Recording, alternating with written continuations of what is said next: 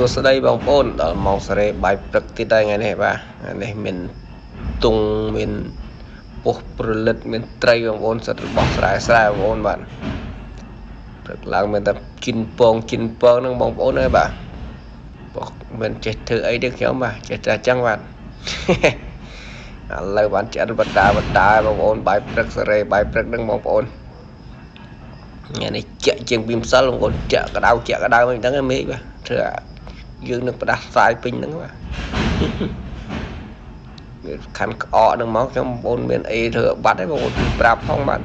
លាបថ្នាំពេទ្យដូចមិនបាត់សោះបាទរៀងក្អកបិជាក់នឹងក្អកតែម្ដងបងប្អូនប្រើថ្នាំខ្មែរអត់ដឹងប្រើថ្នាំអីបងប្អូនដឹងជួយប្រាប់ផងបាទសេរីបាយព្រឹកសិនបងប្អូនចាន់រួចរាល់អស់ហើយបងប្អូនព្រឹកឡើងបាទខ្ញុំម៉ោង5កន្លះ40នាទីយ៉ាងយូរក្រោយគេបាទចំសេរីបាយព្រឹករួចតន់ធ្វើការសំណងធម្មតាបងប្អូនបាទនេះចាន់រួចរាល់បងប្អូនបាទព្រឹកនេះគឺរួចទៅពេលនេះណាចុងសប្តាហ៍ទៀតឡាបងប្អូនទឹកនេះទៅណាទេអត់មានលុយហងបងប្អូនបើគឺ